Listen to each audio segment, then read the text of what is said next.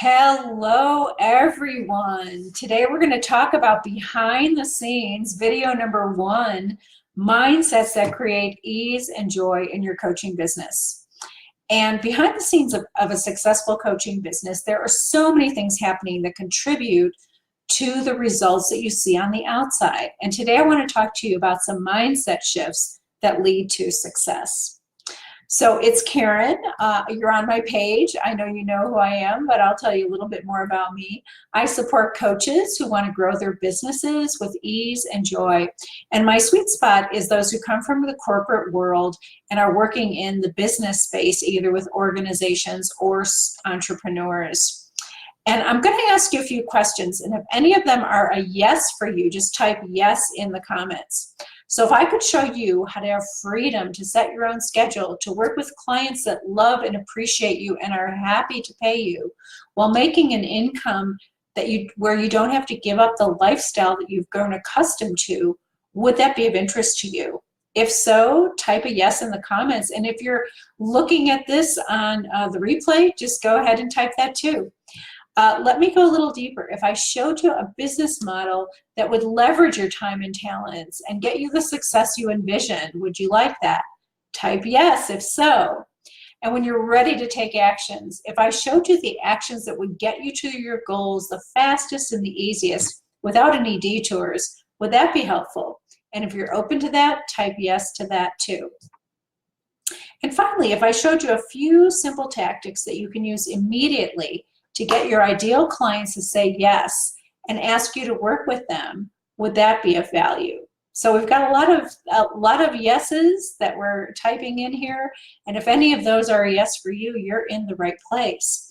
And before I go into my lessons, I want to just share a little bit more about me. Where do I come from, and why am I so passionate about sharing this with you? Before I came into coaching, I was in the estate planning field, and I was working 60 to 70 hours a week. Yes, I was. I was successful, and I was exhausted. And all I wanted were three things. I wanted to work less hours, which I was easy to do because I was working so many. I wanted to wake up without an alarm, and I wanted to wear comfy clothes.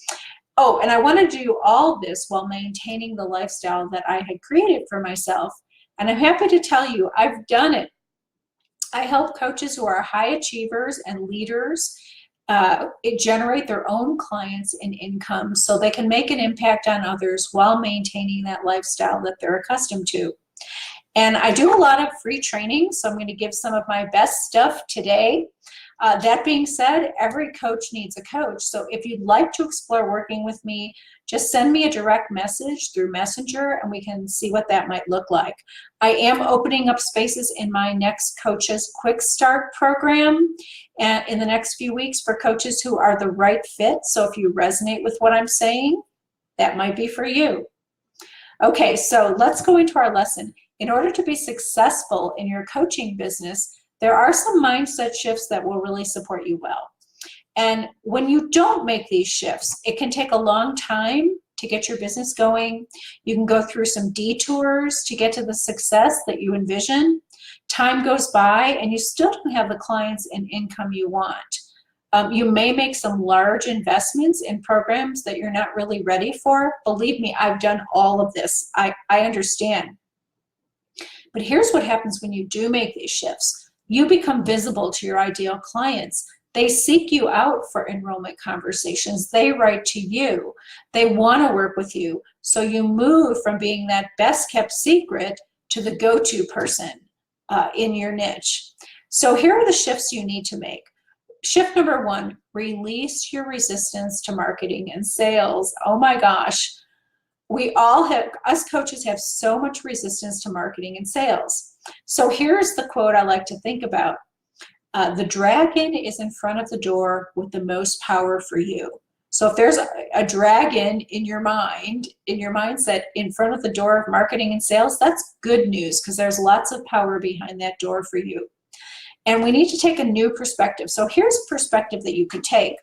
Sales is transformational. Sales is transformational. We coaches love transformation. And I made this shift last year. I stopped resisting marketing and sales so much. I still have a little resistance to it. And I embraced it as a path to help my clients. So whatever you resist persists. We know this. So when you resist marketing and sales, you're going to find yourself doing more of it than you even need. When you see it as transactional rather than transformational, you're not going to want to do it. I mean, we don't like this transactional stuff. We coaches want to go deep. You're going to see yourself as maybe a commodity. You're not going to understand your unique message, and you may tend to lower your pricing so that you can get a new client when you start looking at things as transactional.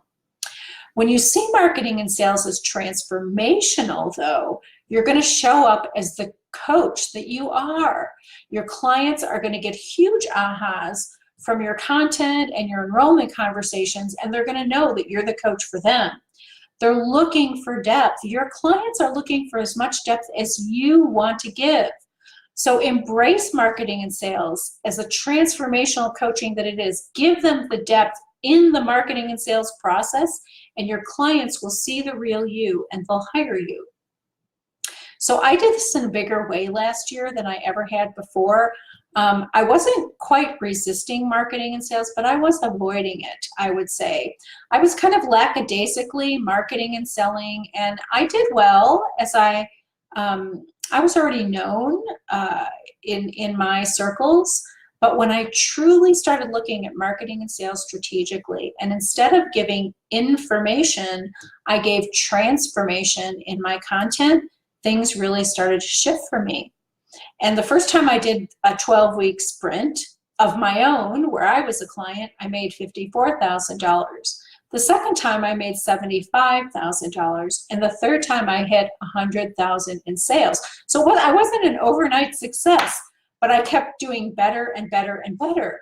And I read something that one of my coaches, Caitlin Domner, wrote on Facebook, and I thought it was so true of coaches. And I'm actually going to read you a little bit of this. I have it on my screen. So just take this in. She says, "For those who view sales as an act of love and service, it requires deep empathy, swift intelligence, and the highest forms of communication. No matter what's going on in our personal lives, no matter how many hours of sleep we did or didn't get, no matter what, we have to show up ready to give our clients the opportunity to change their lives forever." This is where sales gets really transformational, which requires that we do our own inner work constantly. There's no space for ego in sales. There's no space for limiting beliefs or patterns of thought or any scarcity of any kind. Every conversation we have, she's talking about enrollment conversations, must be the first conversation with the only person on the planet. A salesperson is a window allowing you to see what's possible. And when you're ready, step into your greatness. Think about that. You can be a window to their greatness. This is what we love as coaches. For an hour, I will hold space for you. I will ask questions no one else cares or dares to ask, allowing you to discuss your highest aspiration, your deepest fears without judgment, trusting that God would not have placed those dreams in your heart unless He intended for you to make good on them. I will use all of my creativity and strategic intelligence to identify the blocks that have held you back for months, sometimes years, and show you that a solution is not only possible, but probable if you're willing to commit. Look, this is what we coaches love to do. I will speak the truth into your life, even when it makes you uncomfortable and even when it may cost me a paycheck. Too many coaches complain about the sales process like it's a distraction, keeping them from their work, completely missing the fact that it's on the sales call where the deepest work is done. It's on the sales call that your clients will face their deepest fears. It's on the sales call they will question, not if you are worth it, but if they are worth it. It's on the sales call where they have to decide if they'll continue making excuses or start taking action. Getting someone to say yes to themselves is the most powerful transformational work you can accomplish. Salespeople, and I'll say coaches in enrollment conversations, are midwives of dreams, and you would be shocked at how much screaming and labor must be experienced before someone is willing to release their insecurities and claim their power and decide to make a change. Salespeople wrestle with demons for a living. They fight for every potential client they get on a call with, understanding that they're not really answering, will this work? But they're answering, can I really do this? Am I capable of becoming the person I need to be, who is big enough to accomplish all that I see before me? Am I good enough for the promised land? So, coaches, enrollment conversations, it's never about you, never. Get out of the way of doing this divine work. Be the conduit, the vessel, the sacred pipe through which love wins out. This is so beautiful. And Caitlin, thank you so much for writing this, because you wrote it better than I could even articulate it. So that's our first tip, is to have a different perspective on what you're doing here. In the sales conversation, in the enrollment conversation, you are being the transformational coach that you always are, and your clients can go deep. All right, number 2, show up as your best coach self in every area of your business. So chances are who you're being in your coaching sessions and who you're being in your marketing is different. Stay in your best coach mode as you market and sell. When you don't show up as your best self in your marketing, your ideal clients won't be able to see the real you, because we know who you really are. They'll see a more awkward version. And awkward clients will start appearing everywhere around you, because we know that energy creates energy. Your clients will be needy. They won't get results. You'll start to feel even more awkward. It's tough. Believe me, this happened to me, and it still does at times. I have my awkward days. But when you show up as your best coach self, you'll find those who are committed to their own self-development, because you are. They're confident, easy to coach, they do the work, they'll get results. This increases your confidence, and you're on the way to an upward spiral. So to do this, make sure your energy is clear for marketing as it is for coaching, that you're as fully present for your marketing and sales as you are for your coaching. Maintain your coaching presence in everything. This energy will draw in your ideal clients. And I have a story. I have an itchy nose today for some strange reason. I have a story about a coaching client that was working with me. She was a new coach, and she came into her coaching session one day, and she said to me, you know, when I'm the coach and I'm coaching my clients, they get so much out of it. But when I come into my coaching session, I'm not getting anything out of it. And I just stopped for a minute, and I thought, oh my gosh, I've been coaching her for a month and she's not getting anything out of it. But you know, it wasn't really about me. And at that time, there was a moment of grace, and I was able to say to her, would you like to explore that? And she said, yes, she would like to explore that. So I said to her, well, what's happening when you're the coach and you come into your coaching session? She said, oh, I get myself ready. I light the candles. I'm in a quiet place, and I prepare for about 15 minutes before that session. I said, okay, what do you do when you're the client? And she said, oh, I just call in. And all of a sudden she realized she wasn't even being fully present for her own coaching sessions. And that was a huge aha for her. Everyone felt better, and we moved forward. So when you show up as your best coach self in your business, moments of grace like this can happen. And when you're present, everything moves beautifully.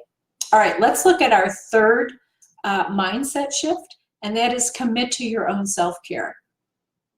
We want to succeed, and those around us, sometimes those around us, like they're not used to us being a coach, and they're concerned, and they're hesitant, and they're watching, and they're just watching to see what's going to happen, and they may have their skepticism about us. So when you don't take care of yourself and you work really hard in your business, you get tired. Brain fog sets in. You're looking around going, okay, I got to prove something to all these people. You no longer have access to your creativity. You've actually recreated another job rather than being an entrepreneur with all that freedom that you thought about. You're a taskmaster to yourself. But when you do take time, you have the right amount of insight. You take time to allow the success to come to you. You loosen the grip. I had a client very recently who was just gripping very tight, wanted her business to succeed. She really cared, but she needed more self-care. So you really want to take care of yourself. Behind the closed doors of a successful coaching business, there's so much that can contribute to this. When you take care of yourself, get out in nature, get a massage, take some time for yourself, your creativity returns. You know what to do. You are your best self when you are attending to your self-care. Your mindset becomes very, very strong. So there are so many things happening that can contribute to your successful coaching business. And we've only talked about a few of them today in terms of your mindset. So number one, release your resistance to marketing and sales. I'm looking over at my notes here, make sure I have everything. Number two, show up as the best coach, your best coach self in every area of your business. Really be mindful of this. And number three, commit to your own self-care, whatever that is for you. So there are more things we want to talk about behind the scenes of a successful coaching business. This is a 3-part series. So in the next video, I want to talk about the shifts in what you track in your business that leads to success. And that can sound a little dry, but it really isn't. It would make a huge difference to you, as it did to me in the last year. I hope you enjoyed this training. If you would like to explore working with me, send me a message, a direct message through Messenger. Let's get on a phone call and see if what I have to share with you is a fit and can move you forward and shift your mindsets and other things and get your business going. Thanks for being here and being willing to help others with your highest version of yourself create their highest potential. Your presence is really needed, and we will be back on the next video. Let's see what it is. Oh, what to track with to create ease and joy in your coaching business. Okay, so bye-bye for now.